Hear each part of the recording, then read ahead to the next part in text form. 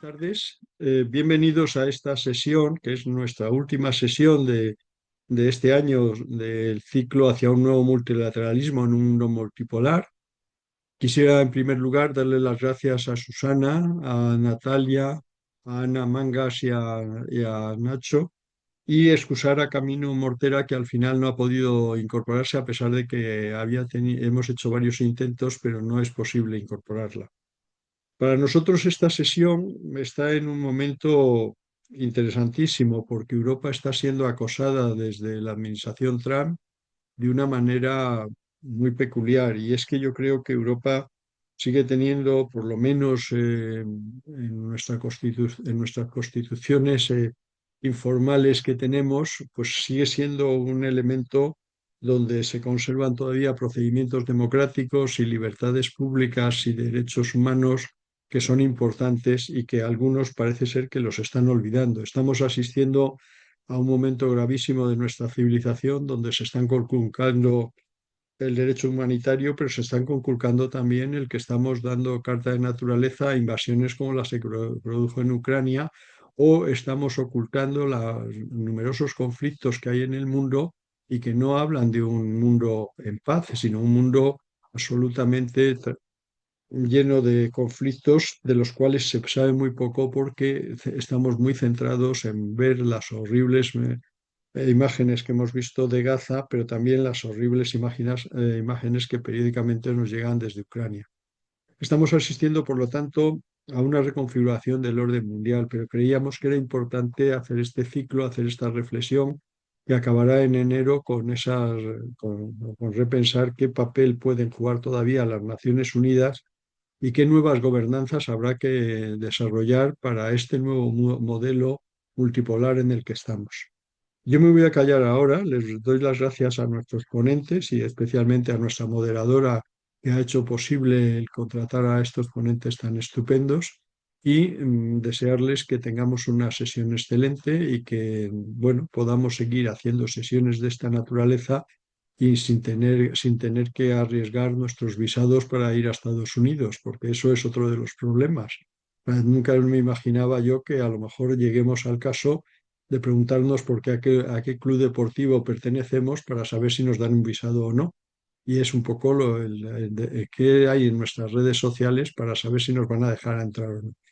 Estamos en un momento delicadísimo donde las democracias están en franco retroceso y donde parece ser que lo que se lleva son las autocracias, de las cuales algunos creíamos que no íbamos a volver a ellas. Confiemos en que Europa siga teniendo las oportunidades que siempre ha tenido y que siempre ha encontrado, incluso estando en momentos muy difíciles, pero yo creo que es una construcción política muy singular, muy rara y muy extraña, en que no es fácil trasladarla a los textos académicos de carácter constitucional, pero que sin embargo ha permitido niveles de calidad de vida, de competitividad y de cohesión social mucho más altos que los que hay en otras áreas del planeta. Así que nada más. Yo me siento tremendamente europeo. Creo que en España la adhesión a la Unión Europea significó un salto hacia la modernidad, que yo creo que nos está permitiendo que el país haga cosas que eran impensables hace 40 años y que hoy día yo creo que somos uno de los países que se permite incluso hablar en voz alta y decir que algunas cosas no están bien hechas en ese marco internacional en el que estamos. Pero nada más, Ana, yo os dejo ya a vosotros y os agradezco enormemente que nos honréis con vuestra presencia, porque en realidad el capítulo es un club de diálogos y en esos diálogos es importante quiénes sois los que venís a dialogar con nosotros, porque aprendemos todos de vosotros. Es un club que yo creo que está hecho para que algunos como yo aprendamos y nos defendamos luego en público, en tertulias familiares, incluso en estas que los cuñados siempre acechan. Pues nada más, muchas gracias. Muchísimas gracias, José Manuel, por enmarcar el ciclo y el debate de hoy, que va a ser el tercero, como mencionabas. Como saben que nos sigue, o por si hay alguna persona nueva que se apunta al debate de hoy, Tendremos una conversación de aproximadamente una hora y luego abriremos el turno de preguntas que las podéis mandar por el chat de Zoom. Y bueno, espero que contemos cosas interesantes y reflexiones que os inspiren a mandarnos muchas cuestiones que luego intentaremos responder. Como bien mencionaba José Manuel, la idea de esta sesión, ¿no? Y el objetivo es eso, ¿no? Un poco analizar cuál es la situación de Europa en un mapa geopolítico global que está en una rápida transformación y mutación, y además muy presionados por distintos flancos, pues presionados a través de la administración Trump, también de Rusia, de China, de también esa competencia global por la tecnología y por materiales y por recursos críticos. Y luego a esto además se añade esas tensiones y esas presiones en el propio seno del proyecto europeo. Entonces, bueno, dicho esto, de algunas de estas cuestiones y de muchas otras van a hablar los tres ponentes de hoy, que son Natalia Sancha. Ella es periodista y es consejera política del enviado especial de la Unión Europea para el proceso de paz en Oriente Medio y del ex alto representante del SAE. También contamos con Susana del Río, que ya es directora y profesora del Seminario de Política Europea del Máster de Periodismo del Correo Vocento, y con Nacho Alarcón, que es corresponsal del Confidencial en Bruselas y Premio Salvador de Madariaga 2024. Bienvenidos a los tres. Ya lo han mencionado José Manuel, y vamos a empezar con la pura actualidad, que es justamente esa nueva estrategia de seguridad estadounidense que se ha presentado hace muy poquitos días. Y voy a empezar contigo, Susana, sobre primeras impresiones sobre esta nueva estrategia de seguridad y cuál crees que va a ser el impacto inmediato que va a tener en la relación transatlántica. Bueno, en primer lugar, muchísimas gracias por la invitación, muchas gracias a Ana Mangas, a José Manuel Morán, gracias a Óscar Rojas también por todo el soporte técnico y tecnológico, y por supuesto encantada de compartir este debate tan europeo, tan de actualidad, con Natalia Sancha y con Nacho Alarcón. Bueno, la estrategia de seguridad de Estados Unidos que acabamos de recibir hace unos días, podemos decir que ya estaba planificándose, evidentemente, pero que ya desde la propia Unión Europea estábamos sabiendo quizás cuáles iban a ser los resortes, los anclajes de esta estrategia de seguridad. Yo creo que lo más destacable es seguramente que esa prioridad que se da en el informe, la propia estrategia al hemisferio occidental, otorgando evidentemente un protagonismo enorme a América y dejando en un segundo lugar a nuestro continente, ¿no? al continente europeo. Y aquí lo quiero enlazar con un tema que yo creo que es muy importante, y es en relación a la reacción de Europa, de Unión Europea y de Europa como poder continental. Esta es una idea que siempre me gusta pues destacar y dar mucha visibilidad. Yo creo que todo lo que tiene que ver con el poder continental europeo, que está aterrizado pues primero en la idea de Macron de cuando crea o cuando impulsa la comunidad política europea a la que pertenecemos los 27 Estados miembros de la UE más 17 países que, sin ser miembros de la Unión Europea, como Reino Unido, como la propia Ucrania, sí quieren estar bajo nuestro paraguas común de defensa de las libertades, democracia y también, evidentemente, seguridad, defensa, y también una nueva iniciativa muy ligada a esta idea, como es la coalición de voluntarios para la defensa común europea, también pues, bueno, con la referencia del artículo 5, ¿no? de la propia OTAN. Yo creo que la estrategia de seguridad de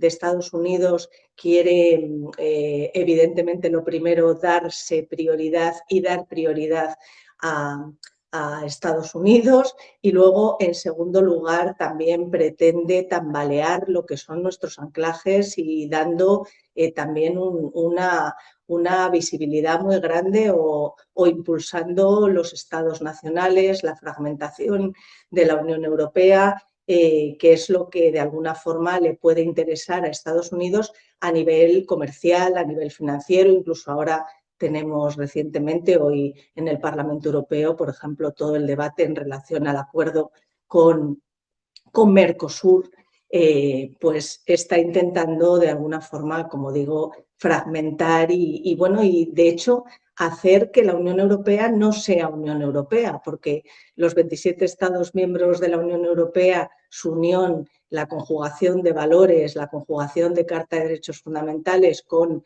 nuestras nuevas iniciativas en relación a autonomía estratégica europea, fortalecimiento de defensa y seguridad europea, por decir algunas de las prioritarias, pues sin duda no pueden realizarse, no pueden ponerse en marcha sin la Unión Europea de la que formamos parte. Por otro lado, también es verdad que en otros temas Estados Unidos necesita también de la propia Unión Europea. Yo creo que hay que responder dando mucha visibilidad y fuerza a nuestro poder continental, como digo, que es Europa, y por supuesto sin dejar a un lado nunca nuestros valores, nuestro poder normativo, regulatorio y nuestra nueva capacidad en el marco, por ejemplo, del marco financiero plurianual que está ya, que ha presentado la Comisión y que se está debatiendo 2028-2034.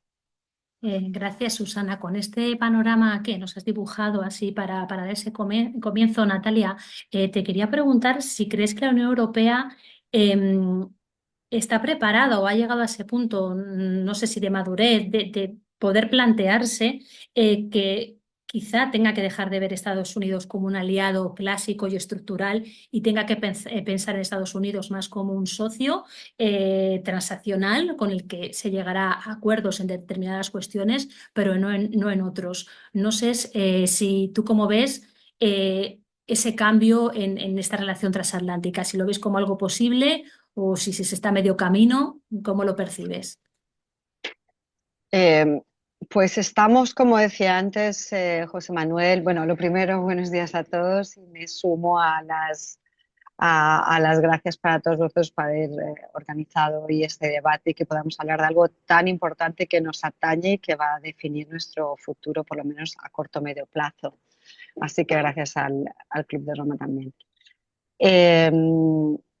Es la duda que tenemos ahora, es un viraje hacia la derecha o extrema derecha que Trump está intentando apoyar en Europa porque le conviene, porque se alía a sus políticas y sus intereses. Entonces, esa política transatlántica depende mucho de lo que nosotros hagamos como europeos. Estamos teniendo a países miembros clave como Alemania. Alemania y Francia son un poco la base de esta Unión Europea. Y Alemania está viendo también cómo sus intereses económicos con la competición china, con productos de calidad y más baratos, están mermando su economía, como los aranceles de Estados Unidos también, a nivel tecnológico. Entonces, es una de las potencias que se está inclinando hacia ese transatlantismo. Y ese transatlantismo viene en detrimento de nuestro europeísmo, de alguna forma. No se puede mantener unas instituciones europeas fuertes ahora mismo, como decía antes José Manuel, cuando tenemos a Estados Unidos, a China y a Rusia atacando por las cuatro esquinas. La bola de cristal es difícil de tenerla, pero lo que apunta hacia ahora y tenemos acá es el último en Chile, o sea que América Latina también está ocurriendo ese viraje hacia la extrema derecha, que ha ganado las elecciones en Chile. Tenemos en Europa las previsiones de un Le Pen en Francia, un Vox en España, ya tenemos a Orbán, ya tenemos a Merz de alguna forma. Entonces, ese viraje de extrema derecha es el que está apoyando por la vía transatlántica. Y el problema es que eso nos afecta internamente y nos afecta en la política exterior, nos afecta en Oriente Medio, que se está redibujando también con esas prioridades de Estados Unidos, nos ha afectado en Afganistán con una retirada de Estados Unidos que nos ha dejado al descubierto esa fragilidad de la dependencia en materia de defensa. Entonces, bueno, es una puya entre dos sistemas y está claro que cuando gane el transatlantismo, si es de imponerse, va a ser en detrimento de toda nuestra política unitaria interna. Gracias, Natalia. Siguiendo un poco con este tema, Nacho, cualquier cosa que quieras además comentar de lo que han dicho tus compañeras, tú que estás ahí en Bruselas, y un poco contarnos cómo se ha recibido esta estrategia y un poco cuáles son, dentro de la preocupación general, cuál es ahora mismo las cuestiones que preocupan más de esa estrategia de seguridad nacional estadounidense a los europeos, más aunque sea a corto plazo, aunque preocupe entera a medio y largo, en principio, a corto plazo, ¿cuáles son las principales preocupaciones de las que se están hablando allí en los pasillos de Bruselas? Ujú. Bueno, primero muchas gracias, como ya han dicho mis compañeras antes, es un placer estar aquí. Hay varios asuntos que preocupan mucho. El primero, evidentemente, es el tema de Ucrania, ¿no? Y todo lo que transpira ahí, ¿no? Es especialmente, está claro, o la conclusión que se está sacando en los principales centros de discusión aquí, es que está claro que Estados Unidos quiere una estabilización de las relaciones con Rusia, que cree que es posible una estabilización de las relaciones con Rusia, cosa que los europeos, o al menos todo el arco nórdico y del este, consideran que no es posible. Los americanos creen que sí, probablemente con la esperanza de dividir a Rusia y a China, cosa que tampoco comparten los europeos. Entonces, estamos en dos escenarios estratégicos completamente diferentes, ¿no? La idea americana de que se puede de alguna manera encontrar una nueva relación con Rusia y que eso sirve para su rivalidad con China, ¿no? Entonces, ver claramente ya que hay esta sensación de que no hay que contener a Rusia y disuadir a Rusia, sino a buscar un acomodo con Rusia, ese cambio de actitud preocupa. El segundo elemento es la interferencia política, evidentemente. El hecho es tener una estrategia de seguridad nacional que entre sus elementos centrales incluye el intervenir en la política interna de los Estados miembros. Y por otro lado, es un ejercicio patético. Quiero decir, tú lees el documento y es patético porque lo que está describiendo es el declive de los propios Estados Unidos. Esto lo ha escrito un compañero mío en el Confidencial, Ramón González Ferris.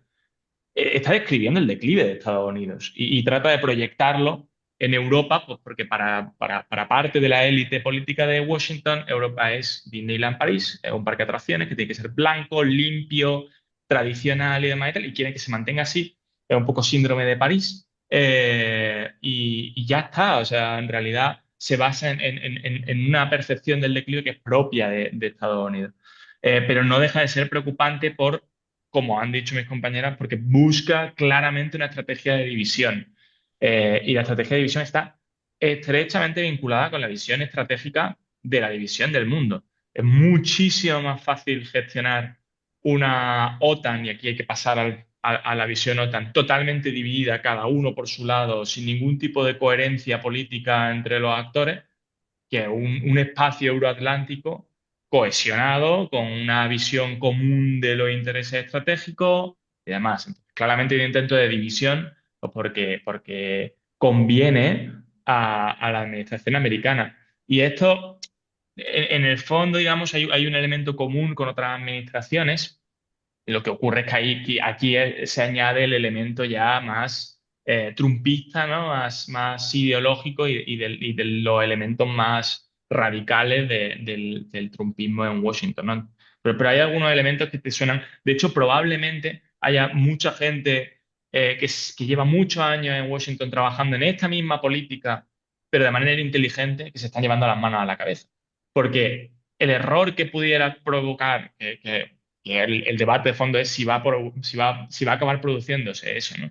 Pero imagino que habrá estrategas en Washington que la posibilidad de asustar a una Europa que necesitas dependiente 100% de Estados Unidos, porque ese es el objetivo estratégico de Estados Unidos, al final, que seas totalmente dependiente. Entiendo que a ellos se deben estar llevando algunos las manos en la cabeza, porque desde luego no les interesa. A ellos les interesa tener una Europa contenta con Estados Unidos, pero dependiente 100%.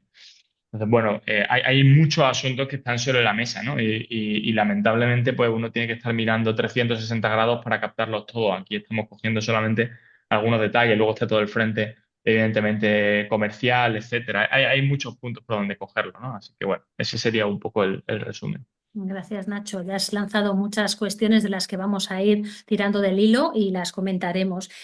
Justamente hablando de todos esos frentes múltiples, vamos a ese frente del este con el conflicto de Ucrania y con esas relaciones tan complejas con Rusia. Te quería preguntar, Susana, ¿cómo estás viendo los últimos movimientos? Trump ha dicho que le gustaría tener un acuerdo de paz para Navidades. Están desde Ucrania y desde Europa están intentando conseguir una protección a futuro para Ucrania con una fórmula similar, sin estar en la OTAN, a una protección parecida al artículo 5. Quería un poco ver esto, cómo lo valoras en la medida de lo posible y ¿cuál crees si crees que realmente es algo que se va a poder mover, que lo ves como aceptable para Rusia o crees que Rusia todavía tiene esa capacidad de seguir aguantando el tirón durante un tiempo más a la situación, bueno, también de sanciones y de guerra que mantiene? Yo creo que Trump lo que quiere es una Ucrania geopolítica muy funcional, pero no quiere, evidentemente, que Ucrania siga potenciando e impulsando más Europa, ¿no? Enlazando con la cuestión anterior. Por otro lado, lo de un acuerdo de paz antes de Navidad, pues sinceramente, ojalá, pero lo veo complejo porque yo creo que en la política, en las medidas, en la vertebración de lo que son los ejes prioritarios en todo lo que es este despertar geopolítico de la Unión Europea y bueno, casi diría también en esta nueva geopolítica muy destructiva, como decía Nacho, hacia adentro, ¿no? hacia Estados Unidos. También yo creo que es muy, muy difícil conseguir la paz si no hay una coherencia con ejemplos tan claros y visibles, ¿no? Que eso también es importante en relación a las reuniones mantenidas a espaldas, vamos a decir, o sin la participación de los propios protagonistas, ¿no? de esta paz o de este acuerdo de paz, como se ha dado en ocasiones. Luego, por otro lado, Estados Unidos necesita también, pues, por ejemplo, que continúe la compra de armamento, ¿no?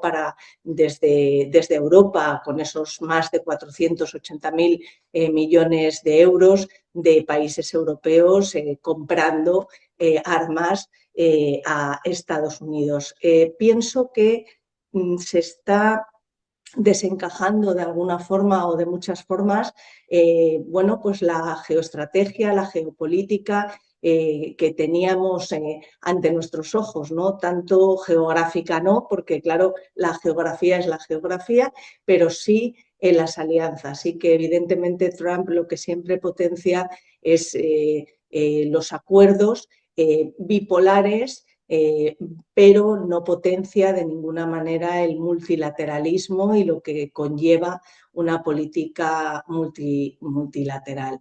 Con lo cual, ahí Europa y la Unión Europea, hablo Unión Europea y Europa porque me parece, como he dicho en la primera reflexión, que ahora es el momento de hablar más de Europa y, como decía antes, de su poder continental, y creo que un acuerdo de paz con Ucrania es difícil también desde el momento en el que, por ejemplo, no vamos unidos a nivel europeo en relación a todo el tema de, bueno, pues de utilizar esos activos congelados, por ejemplo, a Rusia, de poderlos utilizar para, bueno, pues para fortalecer a Ucrania en la guerra. Gracias, Susana. Natalia, andando un poco más en el conflicto, la difícil relación, ¿no?, con Rusia, ¿no?, de cómo acomodar esa relación. Tú has cubierto muchos conflictos a lo largo de tu carrera. Es verdad que en tu territorio, que es Oriente Medio sobre todo, pero justamente por ese expertise que tienes, me gustaría preguntarte un poco cómo ves todo este debate, ¿no?, sobre estas relaciones con Rusia, ¿no? Hay algunos expertos que hablan que prácticamente casi va a ser inevitable que termine habiendo algún tipo de conflicto directo entre Rusia y Europa en los próximos años. Hay otros que hablan más de un escenario de un conflicto híbrido permanente, casi cronificado. Te quería un poco preguntar, ¿tú cómo ves esto? ¿Cómo ves de factibles estos escenarios que yo te menciono, o ves otros paralelos que crees que se puedan desarrollar, o al menos para tenerlos un poco en la cabeza? Pues mira, es interesante porque por la zona que a mí me atañe, me resulta muy interesante comparar lo que se está haciendo entre la invasión de Rusia a Ucrania y la invasión de Israel a Gaza. Desde la forma semántica, desde la forma de la respuesta. Entonces, en ese paralelismo yo creo que Rusia está aprendiendo un poco también a maximizar sus intereses y a jugar entre esos dos conflictos y la doble vara de medir que está imponiendo Europa, en la que está aplicando una serie de valores y de principios a la invasión rusa de Ucrania y los crímenes allí cometidos, con los cometidos por Israel en Gaza. Entonces, lo que está maximizando de alguna forma, no soy experta militar para decirte algo sobre el conflicto directo, pero lo que sí está haciendo es deteriorando la posición geoestratégica de la Unión Europea en el mundo, en lo que llamamos el Global South, y que Global South ha dejado de ser un pie de nota a línea, sino estamos hablando del continente asiático, estamos hablando de África, estamos hablando de América Latina. La deterioración de la credibilidad, de la legitimidad de la Unión Europea es algo que nos afecta en el ámbito no solo del soft power y del respeto a Europa, pero de la economía, de la política, quién quiere, que es un poco lo que le pasa a Trump, quién quiere hacer alianzas con un partenariado que es tan imprevisible que no sabes qué set de principios va a aplicar a un lado o a otro. En particular también yo creo que eso permite hacer bastante injerencia dentro de Europa a nivel político. Estamos viendo un auge extremo de la desinformación, los mayores actores siendo Irán, Rusia y Israel ahora mismo, una desinformación que provoca excisiones, divisiones y radicalización en el territorio europeo. Tenemos varios ejemplos, pero bueno, la mayoría desde los tecnomagnates de Google y Musk, que últimamente estaban abogando por la disolución de la Unión Europea abiertamente. Musk es uno de los tecnócratas tal vez que nos sirve de un barómetro porque es tan directo que ni siquiera oculta las intenciones, pero tenemos mucha desinformación también israelí y Rusia. Rusia para crear caos, israelí para apoyar a la extrema derecha, que es un poco también la que se alinea en esa... no olvidemos que Orbán, Trump, Milei y Netanyahu se mueven en esa misma frecuencia política con unos mismos ideales en el que priman las relaciones bilaterales y no multilaterales. Entonces yo creo que para mí lo más interesante de Rusia es cómo está utilizando esas dos guerras, la directa, la militar, la bélica en Ucrania, y luego la otra para deslegitimizar. Y es algo que no nos damos cuenta en esta burbuja europea, pero si leemos los medios en árabe, la Unión Europea no tiene ninguna credibilidad, a pesar de ser el mayor donante en muchos de los casos, en el caso de la guerra en Siria, en el caso de los refugiados sirios, en el caso de los palestinos, como se está fracturando de alguna forma esa imagen de la Unión Europea, estamos perdiendo presencia, estamos perdiendo nuestra valía, y eso es en detrimento hacia nosotros. Si leemos los medios árabes es muy factible, o sea, es muy visible ese deterioro de la imagen de la presencia de Europa. No olvidemos también en Oriente Medio que tenemos a las monarquías del Golfo, que es donde a nivel energético tenemos que mantener nuestras relaciones. No estamos presentes en absoluto, ni en... Eso se está deteriorando ahora mismo con Trump, pero por ejemplo antes en Ucrania Europa sí que tenía un peso para decidir, para las armas, para proveer, para tomar decisiones, para intentar pujar en contra de una Rusia más hostil. Los ataques híbridos no son nuevos, se hizo con Bielorrusia y con Lituania cuando intentaron hace 4 años en verano intentar hacer una entrada de inmigrantes forzada a través de las fronteras europeas, es algo que está ahí. Pero la diferencia en el mundo árabe, por ejemplo, que está presente o en Latinoamérica o en África, es ese deterioro de la imagen y de nuestros intereses. Y yo creo que aparte de eso el problema es dentro de la Unión Europea, que no hemos hablado hasta ahora y imagino que lo haremos un poco más adelante. Lo ha mencionado antes Susana, la fractura dentro, porque no es solo que Rusia, China y Estados Unidos estén intentando fraccionar Europa, es internamente los intereses de unas élites mayoritariamente desconectadas de la población. A mí me hace gracia porque me asemeja a la época de unos Gaddafis, de un Ben Ali, de un Bashar al-Assad, en los que hay una desconexión enorme de unas élites con sus pueblos y pensamos que eso no ocurriría en países democráticos como en Europa. Pero ahí mismo hay una desconexión enorme y eso se debe también a una cierta tendencia dentro de los, y ahí voy a discrepar con José Manuel, de las políticas que se hacen en Bruselas, de los eurócratas internos dentro de la Unión Europea, de los diferentes países que están haciendo lobby por esa política transatlántica. Y esa fractura viene de dentro. Entonces, si no somos capaces de internamente ya desde la Unión Europea estipular que nuestra política exterior hacia Rusia y hacia cualquier otro país que actúe como Rusia debe ser la misma, nos estamos debilitando a nosotros mismos. Y eso, los paralelismos entre la guerra en Ucrania, la actitud de Europa a nivel de sancionar a Putin y a los oligarcas, pero no hacerlo con los ministros extremistas israelíes, el de cortar todo el consumo de gas ruso y, sin embargo, mantener el acuerdo de asociación hacia Israel, el no utilizar esas palancas que tenemos para plantar cara de alguna forma a la actitud de Rusia nos ha mermado mucho en la política exterior, yo creo. Gracias, Natalia. Luego sí, claramente vamos a recuperar todo este tema de la política, de la legitimidad de Europa en el sur global y, por supuesto, toda la parte de las tensiones internas. Por tirar un poco del hilo también, Nacho, de lo que te has comentado, ¿no? De las dependencias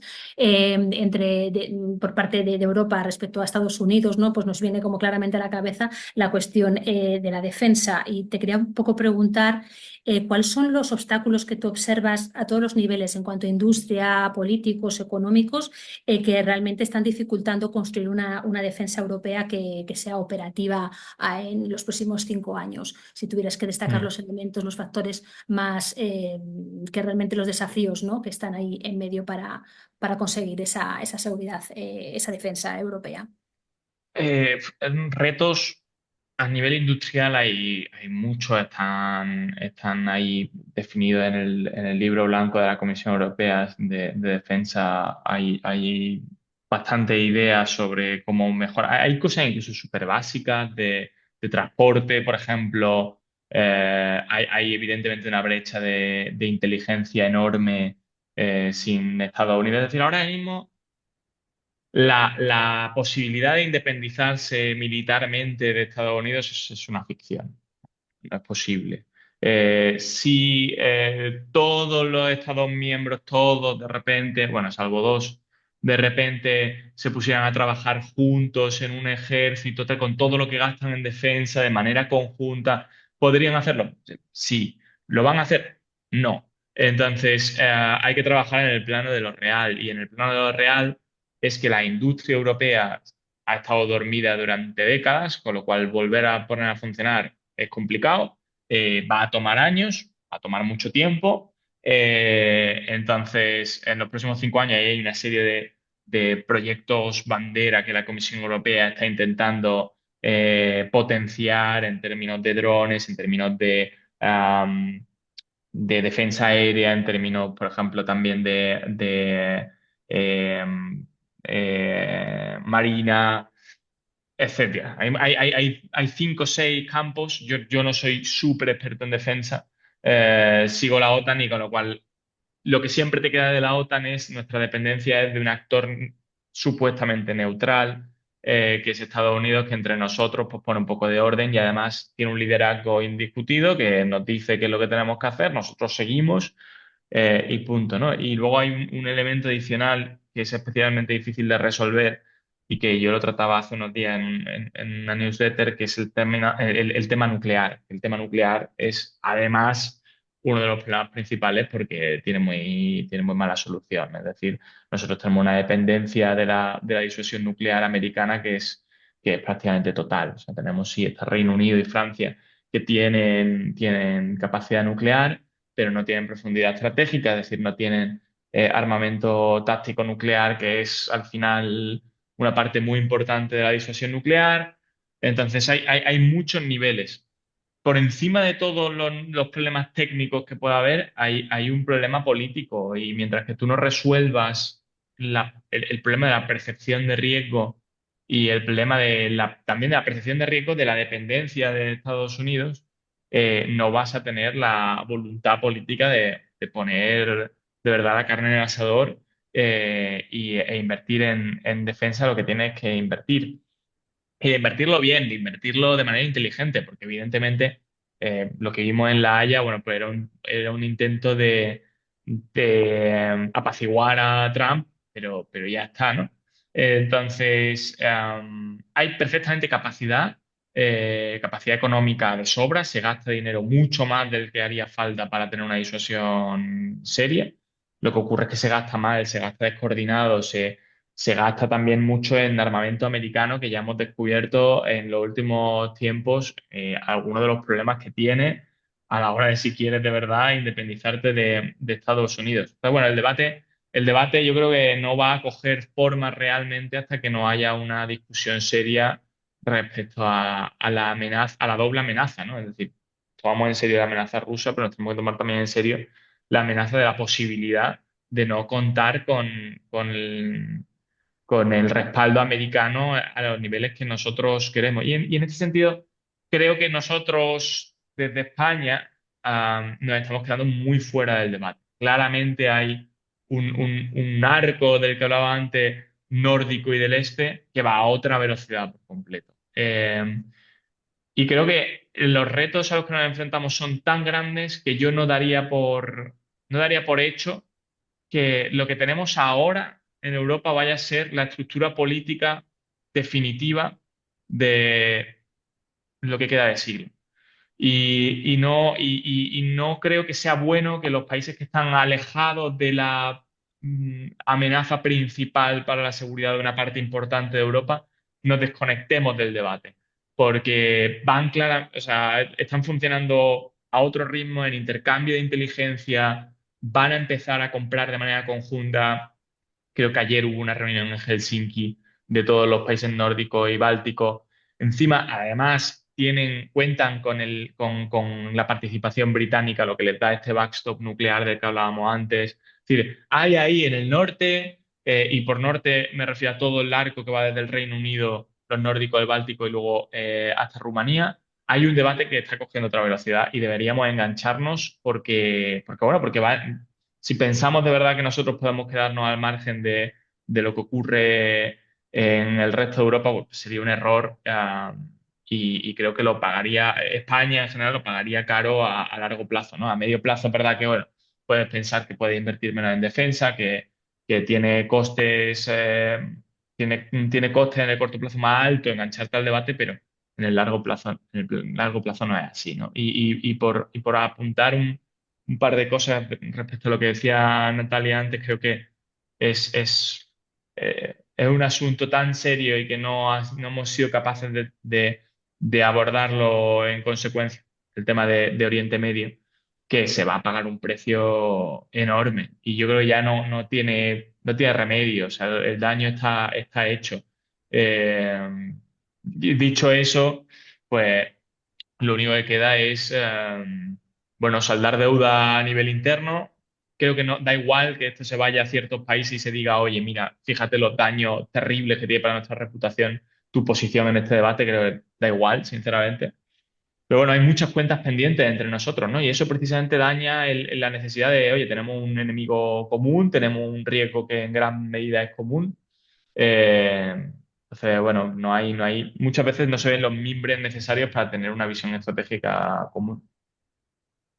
Nacho, justamente hilando con lo que estamos hablando de eso, de esas dependencias, ¿no? En la parte de defensa, pero claro, hay muchas dependencias y muchas más vulnerabilidades pues en el terreno de los alimentos, de los materiales críticos, etcétera. Y justamente, Susana, más allá de cualquier cosa que quieras comentar de tus compañeros, vincularlo también a lo que está estos días hoy justamente en los medios de comunicación y que tú lo has mencionado de Mercosur.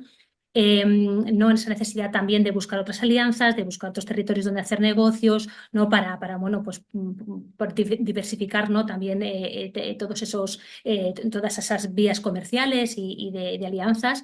Quería un poco preguntarte qué supondría si realmente Mercosur no sale adelante, qué impacto podría tener en las relaciones que tiene Europa, también en la imagen que tiene en el sur global y también, bueno, pues desde el punto de vista geopolítico y también de propia legitimidad de la Unión Europea, si al final ese Mercosur se queda sin salir adelante.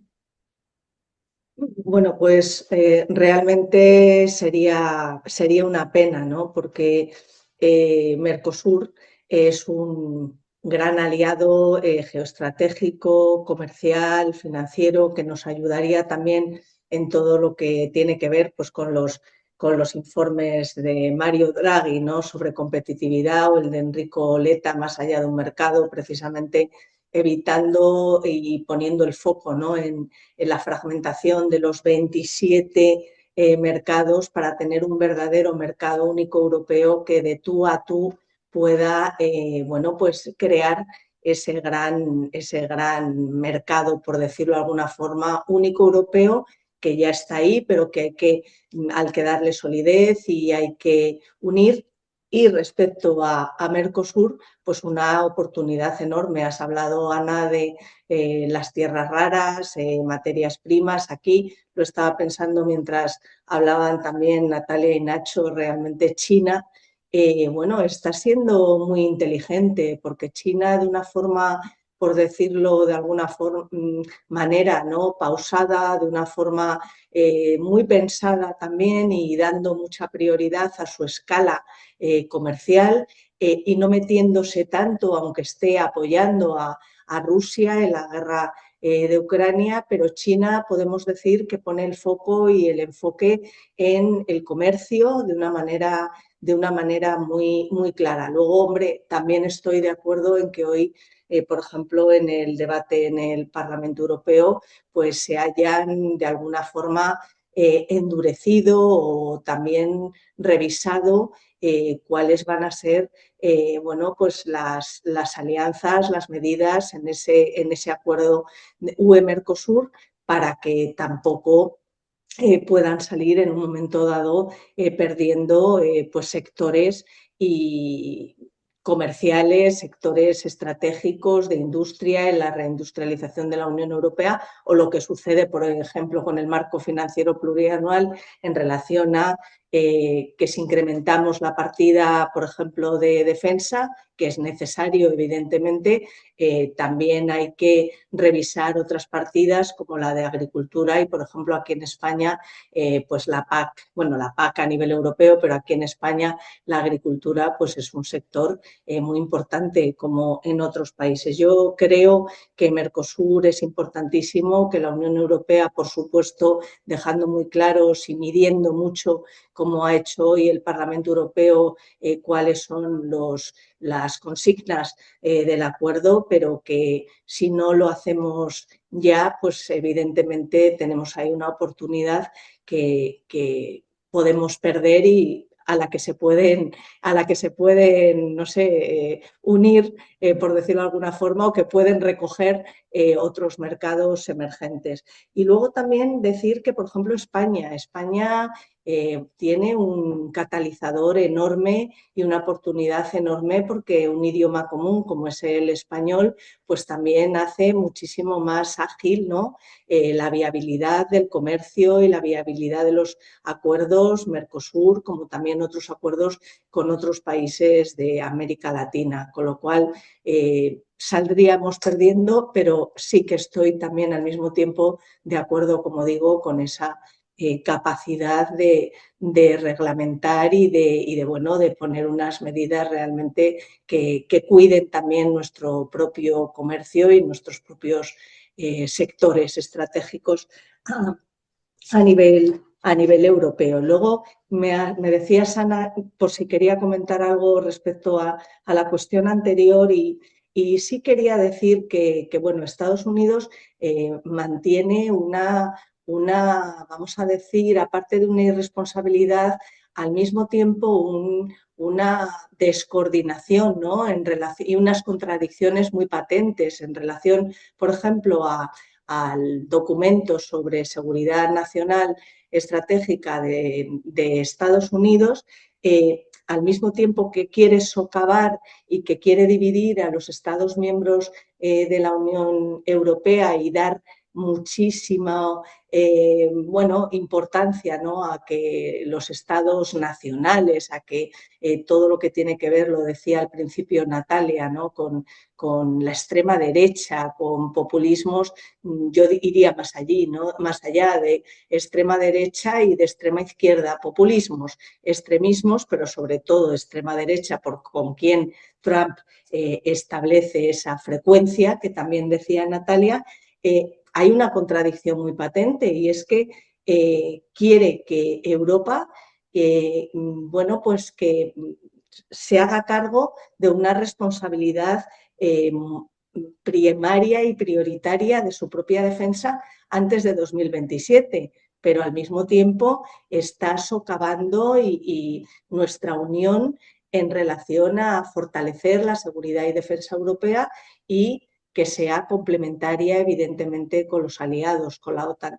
Y yo veo ahí que Estados Unidos quiere prevenir que un adversario de Estados Unidos, pues domine el continente europeo, pero al mismo tiempo no da la fuerza necesaria, el impulso necesario y la coherencia en su documento para que la Unión Europea pueda llevarlo a cabo.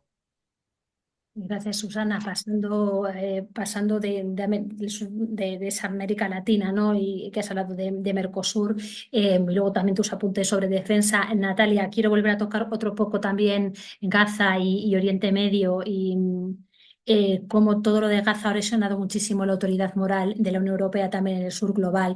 Y te quería preguntar si tú todavía crees que existe algún tipo de baza o de margen real para la Unión Europea para influir y cambiar para influir en Oriente Medio y cambiar un poco la situación en la que nos encontramos. Si ves que hay alguna posibilidad real o que ahora mismo lo ves complicado. Bueno, para eso, primero antes de pasar, solo comentar sobre lo que decía Nacho para la defensa de la Unión Europea. O sea, yo creo que uno de los grandes problemas ya es que es de base porque no está concebida, es que produjéramos nuestro armamento y que fuera compatible entre los países Estados miembros. O sea, es que vamos a cosas tan básicas como eso. Tenemos que replantearnos y revisionar la proyección de la Unión Europea a nivel de defensa para un cambio radical, porque tenemos cosas como eso, como que las balas de un país no valgan en otro, la munición de uno, ni los tanques, ni produzcamos parte. O sea, estamos muy, a pesar de todo el compás estratégico, la brújula estratégica, de todo lo que se ha anunciado, avanzamos poco, pero fundamental. Y viene un poco también a la política en Oriente Medio. ¿Está Europa todavía a tiempo de cambiar algo? Como decía Nacho, a nivel de percepción en el Global South, eso ya lo hemos perdido. Ahí ya ha habido 2 años y 2 meses para reaccionar con todas las atrocidades que han sido mediatizadas instantáneamente en todos los canales, en todos los idiomas, con lo cual eso ya queda patente de que Europa tiene una política de doble vara de medir. Sí puede cambiar ahora, pero yo no veo que vaya por buen camino. Hablábamos antes de si Rusia, Unión Europea iban a entrar en guerra. Bueno, ahora mismo con Zelensky, el rapapolvo que le echó Trump en la Casa Blanca a Zelensky, o con... Todos decimos de alguna forma que Estados Unidos es quien controla ahora el alto el fuego entre Rusia y Ucrania, y la Europa se ve constantemente desplazada. Antes no era así, pero en Oriente Medio siempre ha sido así. La Unión Europea no ha podido decir absolutamente nada en el acuerdo que se ha hecho en Gaza, que no es un acuerdo, son unos términos de rendimiento y de y de un postcolonialismo, Tony Blair a la cabeza, de una productiva Gaza, de rascacielos, o sea, algo totalmente distópico, desafortunadamente, que es lo que propone Trump y su círculo. Y ahí Europa no ha tenido absolutamente nada que decir, ni en violación de crímenes de guerra. Seguimos repitiendo este mantra del two-state solution, 2 estados. Pero es que ni los palestinos creen ya en los 2 estados por el problema de tener 800.000 colonos en territorios palestinos y un territorio que ya son como islotas, Gaza destrozada, Cisjordania siendo progresivamente anexionada, Jerusalén, que no está en las noticias, pero toda la población cristiana de allí puesta contra las cuerdas también. Entonces, sí, Europa y desde Bruselas se sigue siendo connivente, es lo que hablaba antes, hablamos de esa burbuja de la Unión Europea y solemos decir que la Unión Europea está dividida. No, la Unión Europea no está dividida, la Unión Europea está bloqueada. La Unión Europea funciona con un sistema arcaico de veto que ya no tiene cabida. Y Alemania, Hungría, Checoslovaquia e Italia, cuando se suma, cuando es necesario un bloqueo por minoría, son los países que están bloqueando toda política exterior coherente. Y el problema de eso es que lo que hemos puesto en manifiesto, o lo que pone en manifiesto de Gaza, Philip Lazzarini, el jefe de UNRWA, de la Agencia de Naciones Unidas para los Refugiados Palestinos, decía que Gaza es el sepulcro del derecho internacional. Y de alguna forma lo está siendo, de los valores y del derecho humanitario y el derecho internacional universal, porque es ahí de alguna forma en la que Europa está sucumbiendo al no respeto de sus propias normativas. Europa es el primer socio comercial de Israel, tiene muchísimas palancas, es un intercambio, hablamos de 42.600 millones de euros anuales, pero la Unión Europea ha decidido no utilizar ninguna de las sanciones, ninguna de las opciones comerciales, económicas, políticas, de las presiones que ha utilizado contra Rusia. ¿Por qué lo ha hecho? Porque en el seno de la Unión Europea hay ciertos eurócratas que ya no representan ni a sus metrópolis ni a la Unión Europea, sino unos intereses, ya no sé qué decir, porque algunos si van en contra de su propia metrópoli es un poco inquietante que tengamos eurócratas. Me recuerda un poco a la banalidad del mal de Hannah Arendt, esa burocratización que va en contra de los intereses de la sociedad europea misma. Entonces, ¿puede hacer Europa? Yo ahora mismo no lo veo. Yo ahora mismo que Bruselas está tomado por esos eurócratas de derecha y de extrema derecha que piensan que van a estar en el gobierno en los próximos 4 años, que son transatlánticos, que prima una buena relación con Estados Unidos al respeto. Pongo un ejemplo, el máximo instrumento que tiene la Unión Europea para presionar a Israel, que hubiera dejado, por ejemplo, de imponer un embargo de alimentos a una población civil, que es algo ilegal reconocido internacionalmente, matar de hambre básicamente a una población civil, es el acuerdo de asociación de la Unión Europea y de Israel. Ese es el principal vínculo, digamos, económico-político que define nuestras relaciones bilaterales. Desde hace 2 años, España e Irlanda solicitaron ya que se cancelara o que se bloqueara, como se hizo en un acuerdo similar con Siria cuando empezaron a matar a su propia población civil. Bueno, pues el hecho de que ese acuerdo de asociación no se haya roto ni alterado ni un mínimo, a pesar de los anuncios que se ha hecho, es por políticas internas de la Unión Europea. Y eso que implica que durante 2 años y 2 meses la Unión Europea está incumpliendo su normativa, está incumpliendo sus valores, por los que en cualquier acuerdo de asociación viene escrito en un artículo número 2 de que en el caso de violación de derechos humanos el artículo ya no tiene vigor, no tiene validez.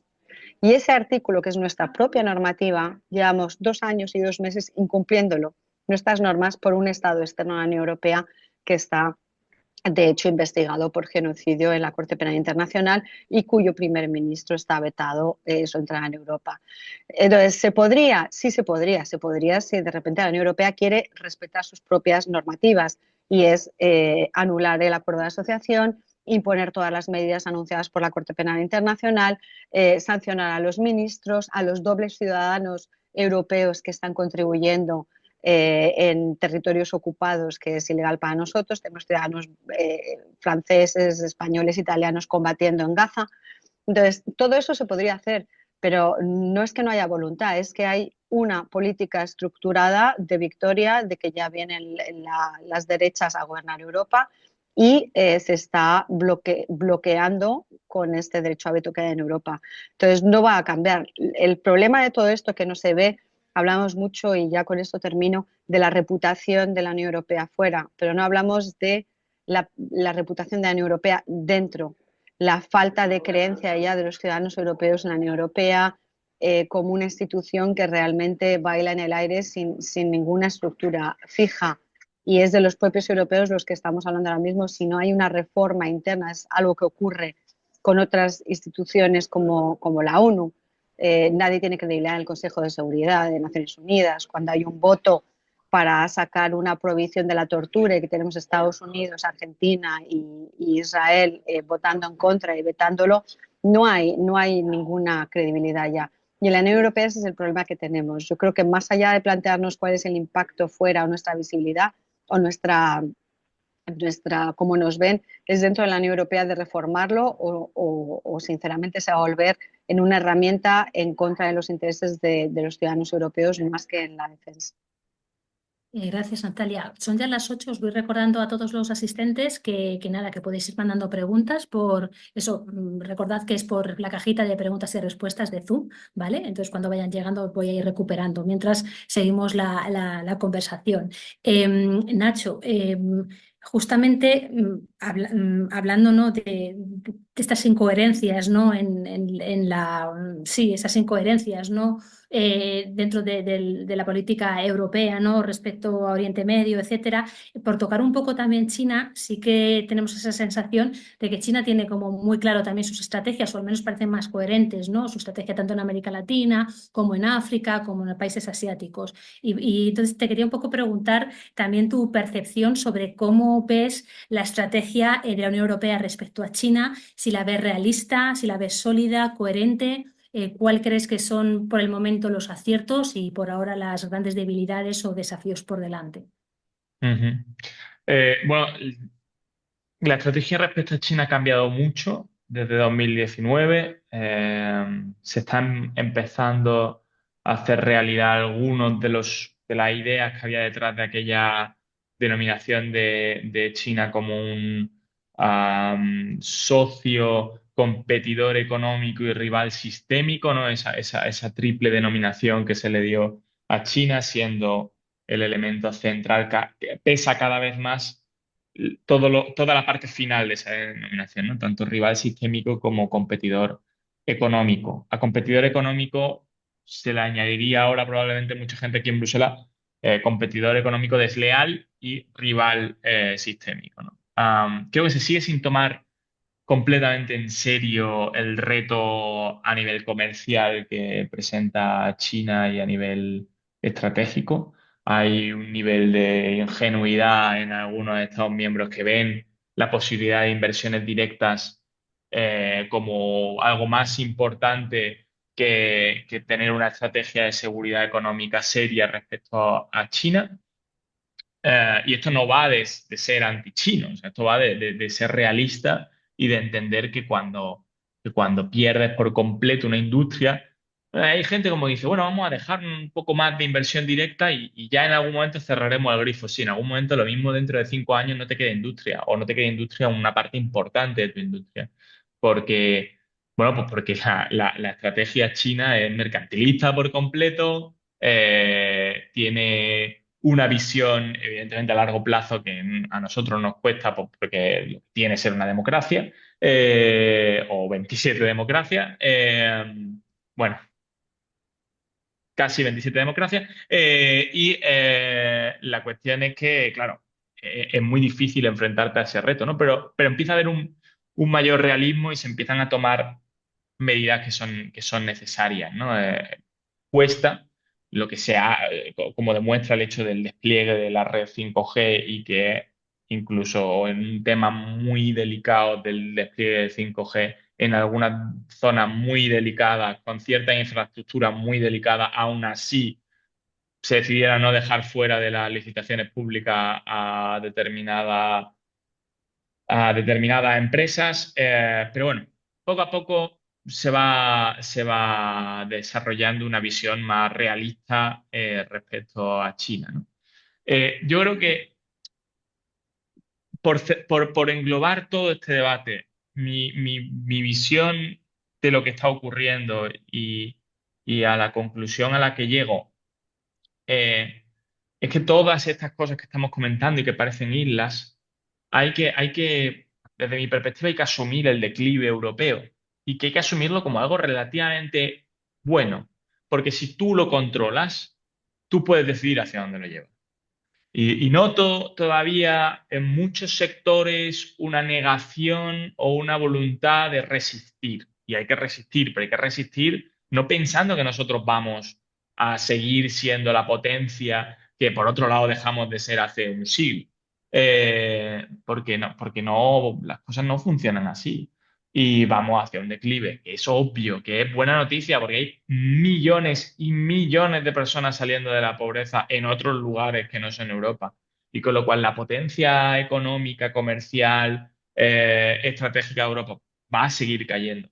Y que solamente si se plantean todos estos debates desde la perspectiva de ver de qué manera podemos retener nuestro sistema ante gente que realmente quiere desmontarlo, es decir, hay proyectos reales de desmontar nuestros sistemas democráticos y de Estado de Derecho desde dentro y desde fuera. Si tenemos una visión de decir, oye, dentro de 150 años sobrevivir como entidades independientes, ¿qué es lo que tenemos que hacer? ¿Cuáles son las medidas a tomar? ¿Cómo podemos empobrecernos? Porque esto va a ser de empobrecernos, pero retener nuestra soberanía y nuestra independencia. Es un debate increíblemente delicado porque le estás diciendo a los ciudadanos europeos que nos vamos a empobrecer, que va a ser jodido, que va a ser difícil, pero es que es la realidad. Y cuanto antes lo asumamos como un debate que tenemos que decidir nosotros hacia dónde llevamos esta decadencia, podemos acabar, bueno, reteniendo una parte del bienestar, una parte, pero perdiendo nuestro sistema. Y bueno, oye, que lo mismo le plantea este debate a los ciudadanos europeos y le dice, oye, mira, te voy a elegir entre tus sistemas de libertades y de derechos o bienestar económico, y te dicen, mira, o sea, firmo donde tengo ahora mismo, te firmo bienestar económico y a correr. Pero hay que intentar plantear un debate estratégico de manera que podamos retener algo de bienestar económico y todo nuestro sistema. Y cuando se habla del reto de China, va de esto, va de, claro que lo mismo tenemos menos inversión directa y en el grafiquito de inversión directa extranjera, pues crece un poquito menos. Pero ¿para qué te sirve una fábrica de cierta empresa de vehículos eléctricos chinos si la fábrica en territorio español o de otro sitio es una fábrica de ensamblaje? Y todo se hace fuera y se trae aquí y se ensambla para saltar los aranceles. ¿De qué te sirve? Hay que tener un debate a medio o largo plazo. Y hasta que no se haga eso, pues todo el debate de defensa, pues no importa. ¿Por qué? Pues porque en realidad es mucho más cómodo más o menos seguir como estamos y no gastar y no enfrentarnos a nuestras propias, digamos, contradicciones. Todo el debate de seguridad económica, lo mismo.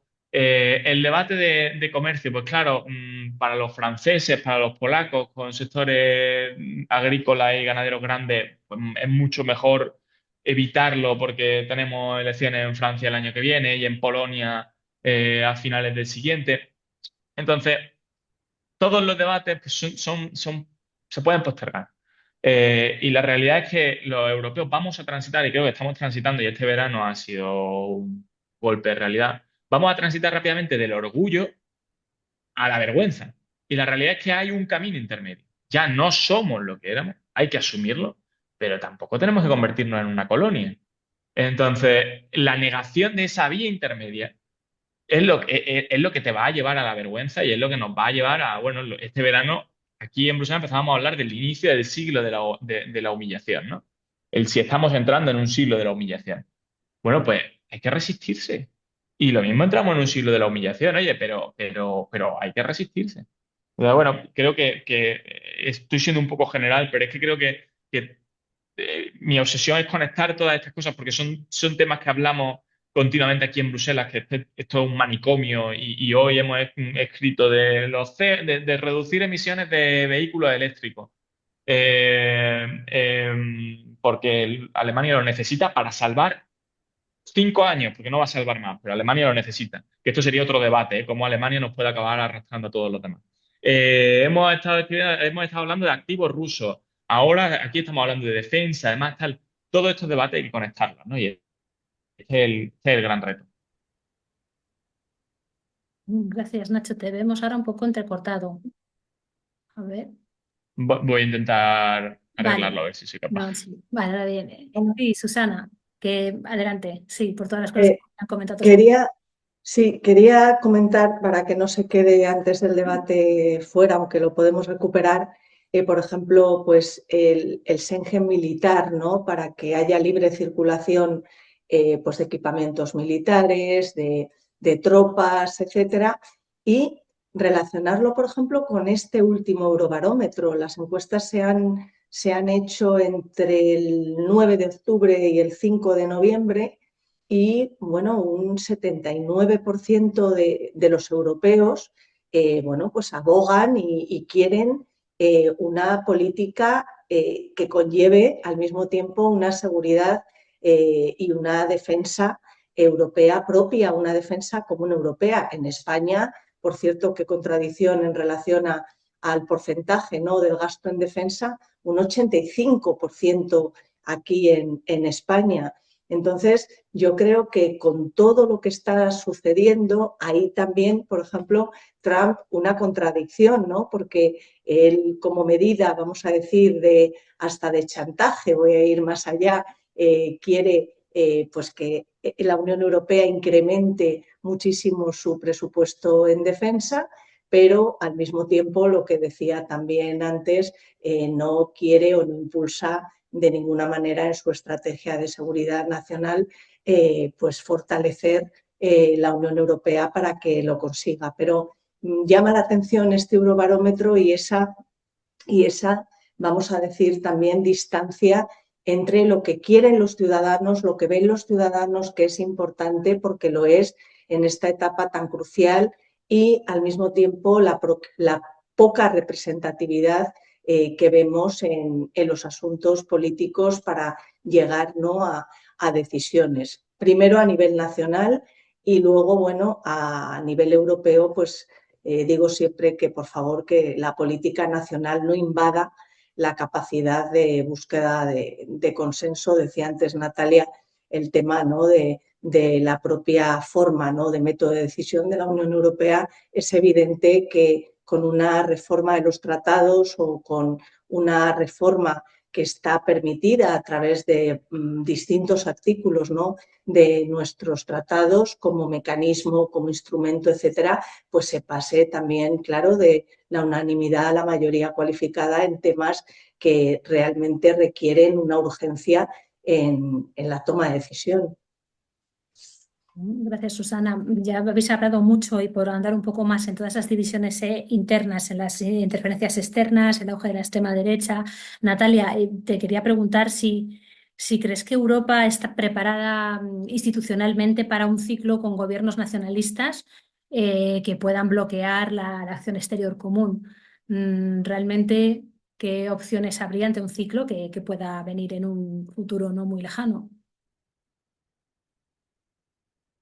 Bueno, tristemente eso ya está ocurriendo. Lo estamos viendo con los intereses europeos a nivel de las negociaciones transatlánticas. Una von der Leyen, Macron y compañía sentados en una silla en las que Trump les está dando una lección. Esa imagen lo dice mucho.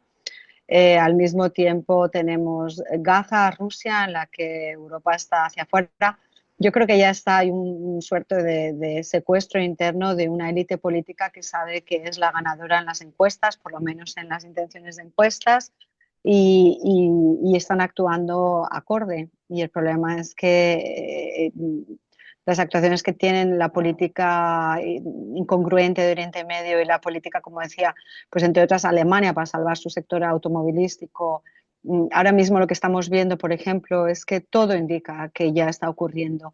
Ahora mismo en Europa teníamos unas protecciones más avanzadas en el ámbito digital con el Digital Act y ahora mismo tenemos a Trump que está en un chantaje de os reduzco ciertas aranceles a cambio de que desmontéis toda vuestra legislación digital. Es decir, legislación digital es lo que nos protege de la incitación al odio, lo que protege de que extrema izquierda y extrema derecha, gracias Susana por puntualizar, porque la extrema izquierda igualmente los extremismos se tocan. Esas protecciones que tienen los ciudadanos de desinformación, de injerencias, lo que quieren es hacerlos saltar por los aires. Yo pienso que lo que nos hace falta son esos diques de contención. Es muy doloroso para mí como europeísta ver que es posible que una casta de burócratas pues, que pueden tomar estas decisiones en Oriente Medio o transatlánticas sean capaces de saltarse todos los diques de contención que pensábamos que teníamos internamente estipulados para respetar nuestros valores y nuestros principios. Entonces, yo creo que se trata de reforzar los mecanismos de control internos desde la Unión Europea. Se trata de, como decía Nacho, crear un debate, pero no entre las élites, sino entre el pueblo europeo, decir hacia dónde queremos ir. Y efectivamente tiene que haber un trade-off, tiene que haber una priorización del estado de bienestar o de la defensa y de otras, sino que por eso ahí sí me gustaría matizar que acaba de salir el informe de desigualdades mundiales.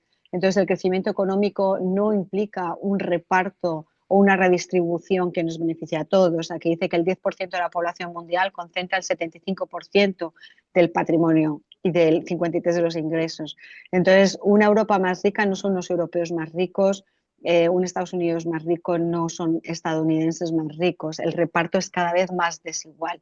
Y eso es el debate que tendremos que tener. Queremos una liberalización para que haya más trabajo y los incomes se concentren en menos manos, o queremos un estado de bienestar que gestione. Es el debate siempre que tenemos en las elecciones bipartidistas que nos tocan. Pero yo creo que ya sobre el tema de Europa lo que hace falta es apuntalar esos diques que se nos están viniendo abajo y que se están saltando uno tras otro, pues eurócratas, ¿no? Porque el principio está ahí bien claro, el claro es que no estamos respetando nuestras normas y no estamos teniendo ese debate profundo de hacia dónde queremos ir, ahora que nos vemos amenazados en nuestras marcas o nuestra asignatura, que era una Unión Europea con valores y con principios y un poder comercial económico fuerte. Y esos dos, digamos, características que nos hacían más competidores en el tema de los valores y del derecho internacional y en el tema de la economía se están desmoronando. Entonces, yo creo que lo más importante es apuntar a los diques internos, los frenos internos. Y no quiero ser drástica, pero en 1930 no queremos volver a la Europa de los 1930, de esos ámbitos en los que porque no tenemos unos diques, las democracias se han visto precisamente debilitadas por procesos electorales en los que la extrema derecha ha llegado. Ni vivir en una Europa de apartheid, en la que los europeos tengamos unos derechos y los inmigrantes no tengan que ser respetados con el mismo set de principios y derechos que nos ponemos a nosotros mismos. Gracias, Natalia. Vamos a ir contestando algunas preguntas que han ido llegando. Mira, Nacho, hay una dirigida a ti de Purificación González que te pregunta que si ves que Europa no está preparada en ningún sentido para una guerra en el continente. Sería mejor no comprobarlo. Entonces, hombre, en el marco de la OTAN, sí, está preparada. Es decir, hay que ver, la guerra en Ucrania por parte de Rusia ha sido un fracaso. No está siendo un mayor fracaso porque no hay una voluntad mayor occidental de que Ucrania gane la guerra. Es decir, el apoyo es el suficiente para que Ucrania se sostenga. Pero evidentemente, y esto no es ningún secreto, y quienes hemos estado el suficiente tiempo en Bruselas y todos aquí lo hemos estado en un momento u otro, ciertamente, siempre se ha dicho que no hay un interés especial en desestabilizar a una potencia nuclear como es Rusia. Es decir, lo que tenía que hacer Ucrania era repeler el ataque, no ganar una guerra. Entonces, la OTAN, el marco OTAN, claro que está preparado para resistir una guerra. Voy a ser muy drástico, ya que también hablaba Natalia de ser drásticos. Ahora mismo la cosa está planteada para que el teatro europeo resista una guerra con el tiempo suficiente para que Estados Unidos pueda terminar su guerra, porque se asume que si hay una guerra en Europa significa que probablemente hay una guerra más grande, para que tenga tiempo, desde su perspectiva de que va a ser capaz de resolver primero la situación en el Indo-Pacífico, es decir, con China, para después resolver la situación en el teatro de operaciones europeo.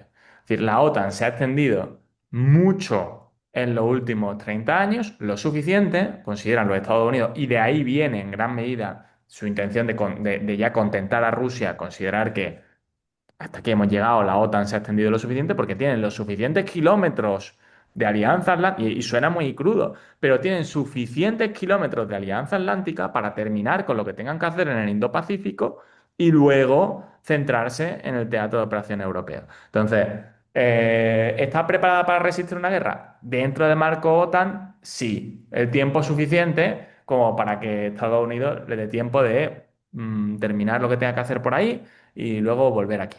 Eh, lo que ocurre es, vamos a lo del principio.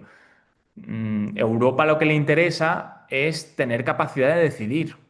El que si en un momento dado hay una guerra en el Indo-Pacífico, tener capacidad de decidir ellos, bueno, nosotros, si a nosotros nos interesa o queremos estar fuera de esto. ¿Qué ocurre? Hoy por hoy no tienes posibilidad de decidir, porque al final lo que hablábamos, eres totalmente dependiente de Estados Unidos.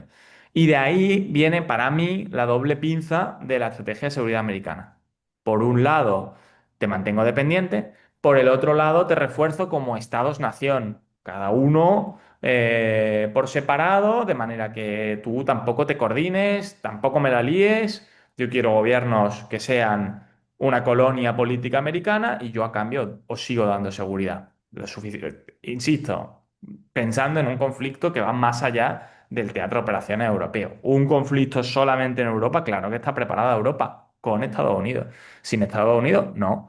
No en el sentido de, pues lo mismo que estamos viendo en Ucrania. Ucrania no está, o sea, no ha ganado la guerra, pero luego ha perdido territorio, pero no ha colapsado. Esto no ha sido una guerra de 3 días, esto ha sido un fracaso estrepitoso por parte de Rusia. Dicho eso, ahora lo que nos encontramos es con una Rusia que ha ganado una enorme experiencia en el campo de batalla, que está invirtiendo de manera masiva en defensa, que han aprendido muchísimo y que están empezando a innovar mucho en el sector militar. Con lo cual, esto no es un discurso de, fíjate Rusia, que va aquí un poco del oso del este y fíjate lo que se ha chocado. No, o sea, la imagen que tienen en la OTAN de la curva de aprendizaje rusa a lo largo de los últimos 3 años no tiene ninguna buena pinta. O sea, que dichas las dos cosas, ¿no? Mientras que la OTAN siga siendo algo estable y Estados Unidos siga ahí, Europa está preparada. Mm. Gracias, Nacho. Pregunta respondida, que no era fácil, pero pregunta respondida. Susana, otra pregunta que llega por parte de Javier Fernández, que habla un poco de la necesidad de soluciones a largo plazo. Él menciona eliminar ministerios de defensa y de asuntos exteriores en todos los países europeos, un ejército común, cesión de soberanía en estos puntos. Entiendo que si ves esto como unas soluciones, entiendo que no ahora, sino a largo plazo, y si las ves factibles, aunque sea en ese largo plazo. Bueno, yo creo que quizás no se trata tanto de la eliminación de ministerios, ¿no? de defensa en cada Estado miembro, sino de coordinar mejor ese fortalecimiento de la seguridad y defensa europea. Claro que van de la mano para preservar la paz, que, por cierto, claro, es uno de nuestros valores y de nuestros anclajes esenciales desde que se crea la Comunidad Económica Europea después de la Segunda Guerra Mundial. Luego ya en el 93 damos el paso en esa profundización política hacia la Unión Europea.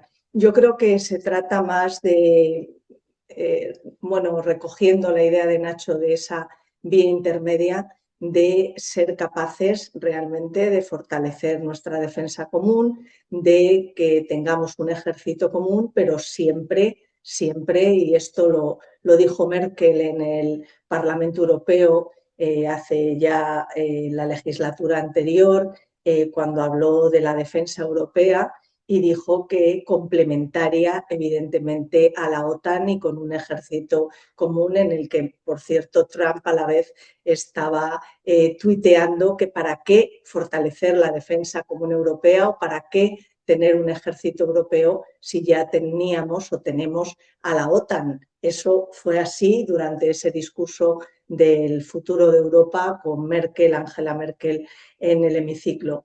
Yo creo que evidentemente sí que es necesaria una agilización burocrática, la Unión Europea ya está en ello y eso también conllevaría pues, pues a lo mejor una revisión, una supervisión, una simplificación de todo lo que tiene que ver con la gobernanza multinivel europea, lo que tiene que ver con cada ministerio, en este caso planteado en la pregunta, cada Ministerio de Defensa de cada país, de cada Estado miembro de la Unión Europea. Y hay que ir más allá. Yo creo también que hay que mirar muchísimo a lo que significaría en la autonomía estratégica, que por cierto yo el concepto autonomía siempre lo reviso, digamos, porque es imposible, prácticamente imposible en el tiempo que vivimos tener una autonomía, somos interdependientes, ya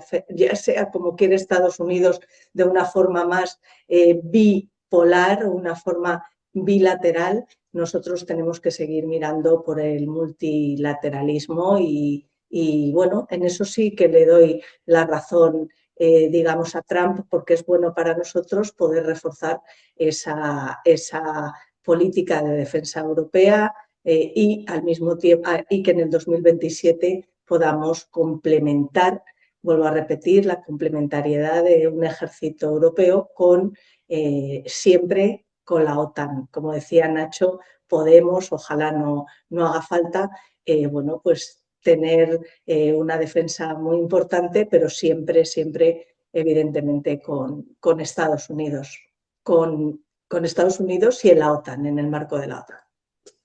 Gracias, Susana. Ya un poco, porque quedan muy pocos minutos, un poco para terminar y para hacer también ese esfuerzo, ¿no? de proponer, ¿no? Y de buscar soluciones que a veces no es nada fácil, aunque sean, bueno, a corto plazo o a medio, lo que seáis un poco capaces. Que sí que os quería lanzar una pregunta común a cada uno de vosotros para cerrar el debate. Empezamos contigo, si quieres, Natalia. La pregunta un poco, hablábamos en el título, ¿no? Que era autonomía estratégica o caer en la relevancia, y para que cada uno también contestéis desde vuestro ámbito de expertise o desde el terreno en el que más estáis investigando, preguntaros si realmente Europa no quiere caer irremediablemente en la relevancia. ¿Cuál es para vosotros el primer paso, los primeros pasos que se deberían tomar de manera concreta y urgente, al menos en el próximo año, en ese 2026-2027? Natalia, si quieres empezamos contigo y luego Nacho y cerramos contigo. Susana. Vale. Yo solo mencionaba sobre lo que ha dicho Susana porque me parecía interesante, es como si tuviéramos poca memoria, pero hablamos ahora del caso de Rusia, de la necesidad de una defensa europea, tal vez porque no queríamos aceptar que en un momento dado Estados Unidos tuviera lo vemos como aliado y no podíamos ver que sus intereses fueran contraproducentes o chocaran con los nuestros. Pero ya tenemos en mayo de 2021 el caso de Afganistán, en el que nuestra dependencia obligó a arrastrar de forma apresurada a salir las tropas francesas, las tropas europeas, españolas, que estaban allí poniendo en peligro nuestro personal porque no teníamos esa independencia. Desde ahí se habla mucho de la necesidad de la brújula estratégica, pero todavía no llegamos. Pero totalmente de acuerdo con Susana que la idea es tener algo complementario a la OTAN, pero que en el caso de que nuestros intereses no converjan con los de Estados Unidos, poder actuar de forma individual. Siempre de forma colectiva cuando converjamos, pero nos sigue faltando esa opción de nuestros intereses, cómo los defendemos de forma individual. Y sobre tu pregunta tan relevante, ¿qué podemos hacer? Yo reitero, como buena europeísta, es apuntalar diques que hagan que respetemos nuestros principios dentro de la Unión Europea. Eso es lo que tenemos que hacer. Que no haya formas en las que ya sean líderes como Orbán o ya sean burócratas como X dentro de la Unión Europea, pongamos Van der Leyen, puedan, como ejemplo, puedan tomar decisiones y tomar acciones de políticas que contravienen nuestros principios. Eso debería estar por encima, es decir, reforzar las instituciones sobre las personas. Y eso creo que es algo que está derivando y que nos pone realmente en peligro como una Unión Europea. Y cuando hablo, no hablo solo del derecho internacional, no hablo del derecho internacional. Obviamente, cuando tenemos movimientos en los que no quieren respetar el derecho internacional ni crean que son universales, luego vienen toda una serie de ataques a los derechos internos de los europeos que ya estamos viendo, desde el derecho de la mujer, vamos por políticas reproductivas, aborto, todo lo que queramos, LGTBIQ, comunidades, minorías, todos esos derechos internos de la Unión Europea, si no los apuntalamos y pensamos que ya los tenemos afianzados, esos son los primeros que pueden caer si no realmente hacemos que el no respetar, en realidad es la impunidad, el no respeto de las leyes internas de la Unión Europea ahora mismo no está teniendo ningún tipo de consecuencia en Bruselas. Ni en Bruselas, en las capitales pues son más libres de elegir, pero en Bruselas todo salto de las normativas internas está saltando los diques, como me gusta llamarlo, o los puentes y no está habiendo repercusiones. Y eso, si continúa así, obviamente es una suerte de desintegración o de una normativa de papel mojado dentro de la Unión Europea. Gracias, Natalia. Nacho, tu turno. Bueno, yo creo que hay que tomar una decisión respecto a lo que hablábamos antes, si queremos ser independientes con todos los precios que hay que pagar por ello o si preferimos optar por la vía de una relación especial con uno de los superpoderes, en este caso con Estados Unidos, con todas las consecuencias que eso tiene también, es decir, va a tener consecuencias de gran calado. Lo mismo alguien piensa que va a tener más consecuencias porque va a ser más feo al principio optar por la vía de independencia que por la otra, pero y a partir de ahí todo lo demás. Tomar decisiones respecto a defensa, comercio, a nivel económico dentro la Comisión Europea está haciendo una dejación de funciones brutal respecto al mercado interior. Hablamos de competitividad, de tal, mercado interior. ¿Por qué no empezamos por ahí? Y luego ya vemos. Y luego entender que en el mundo en el que estamos hay que tomar decisiones dolorosas y creo que todavía nos está costando dar este paso, ¿no? Y en marzo o así hicimos un artículo respecto al rearme ideológico de Europa o cómo Europa podía volver a encontrar un poco el pie en las ideas, ¿no? Y nosotros dijimos que que se suponía que Europa debía transitar de la Europa del optimismo a la Europa de la supervivencia. Y todavía hay mucha gente en la Europa del optimismo. El euro, el Interrail, el Erasmus, el tal. Y eso está muy bien, pero tenemos que ir transitando a la Europa de la supervivencia, con todo lo que ello implica. Entonces, a nivel corto plazo, lo que se puede hacer es tomarnos muy en serio el tema de la seguridad y la defensa, tomarnos muy en serio el tema de la prosperidad económica, insisto, dentro del declive en el que estamos. Y sobre todo para mí, que al final engloba todo esto, creo que está claro ya que Estados Unidos, y creo que ha estado en el fondo de toda esta discusión, con lo cual sería bueno que se planteara como uno de los elementos centrales. Estados Unidos no está actuando ahora mismo como un aliado, no está actuando ahora mismo como un socio fiable, con lo cual actuar en consecuencia, dejar de creer que esto puede cambiar en 5 o 10 años, empezar a actuar en consecuencia, estamos solos.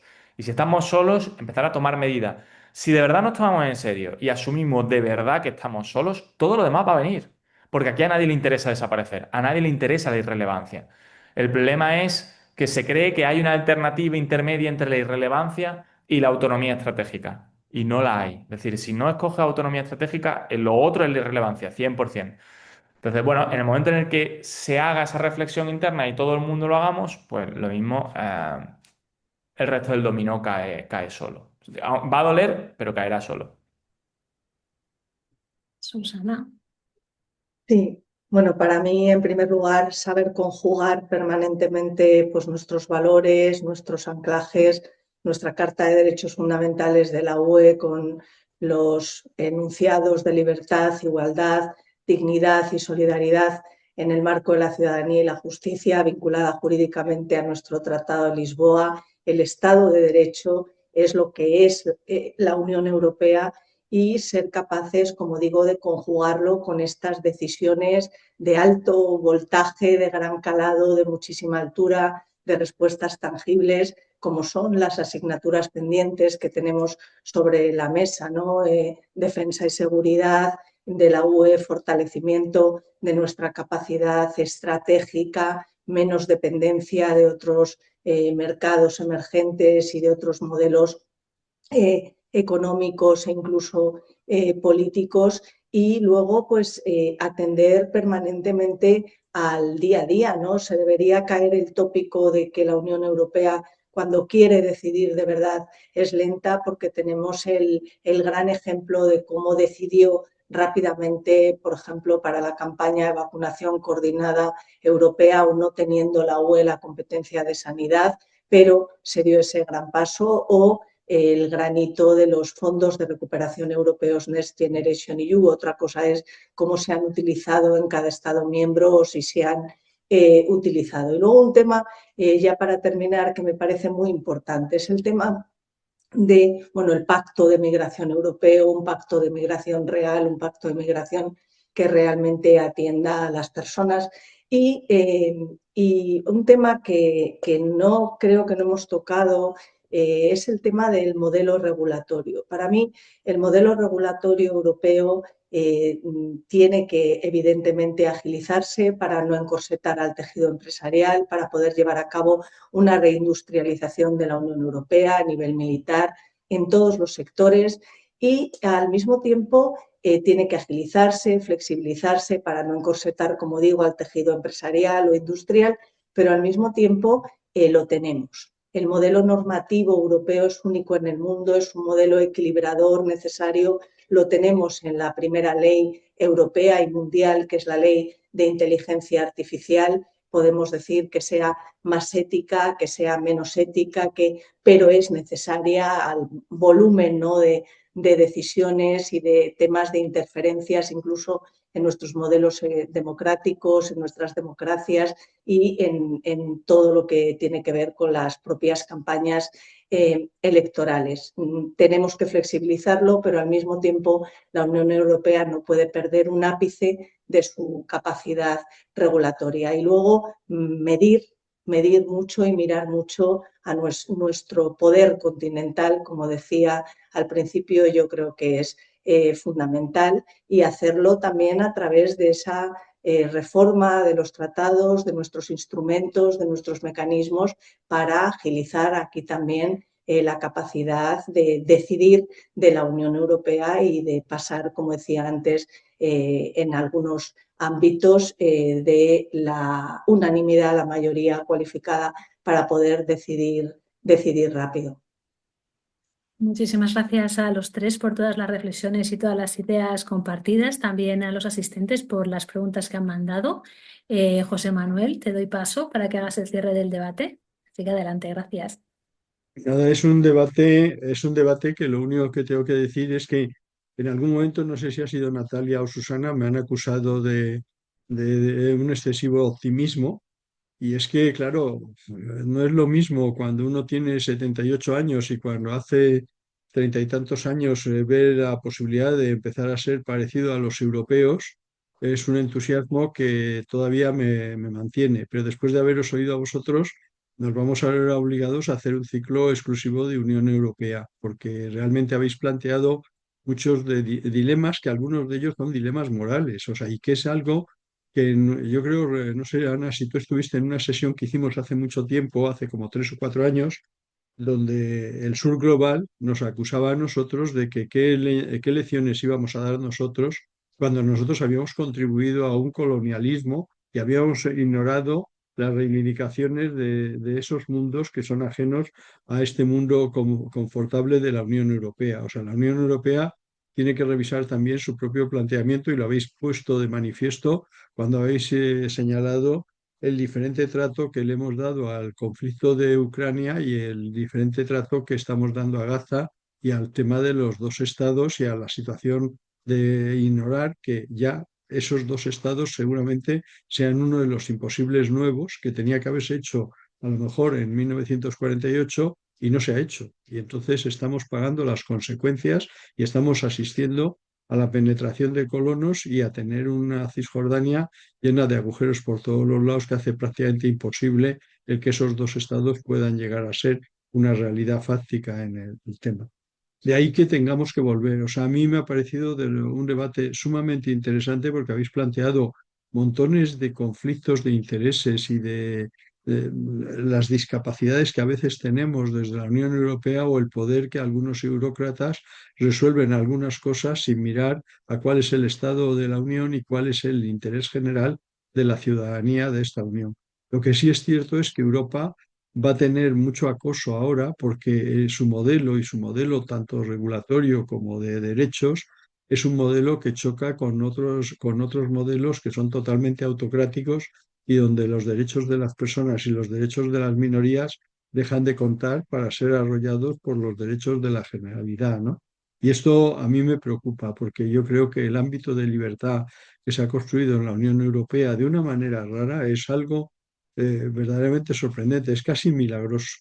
Y lo que pasa es que hemos pasado de un optimismo que algunos vivimos cuando sale la estrategia de Lisboa. Yo recuerdo, yo soy miembro del Consejo Económico y Social del Estado y me acuerdo que fue la primera vez que la Unión Europea nos convocó a todos los consejos económicos y sociales y tuvimos una reunión previa a la cual la cerró Antonio Guterres, el actual secretario general de Naciones Unidas. Y él insistía que, por ejemplo, nosotros no solo deberíamos de ser un ámbito de libertad, sino un ámbito que excluyera la pobreza, un ámbito que de alguna manera no viéramos la situación de desigualdad también aplicable en nuestro propio territorio. Desgraciadamente, hoy día no se distingue a veces las posiciones dominantes de una serie de personas o empresas sumamente capaces y con muchos recursos frente a seguir teniendo tasas de pobreza que son inadmisibles con hablar de que somos una de las sociedades más desarrolladas del planeta. Y eso nos debería llevar a pensar de qué manera somos capaces de aunar competitividad y cohesión social, porque es quizá los dos modelos que nos han permitido seguir hacia adelante desde 1957. Y nada más.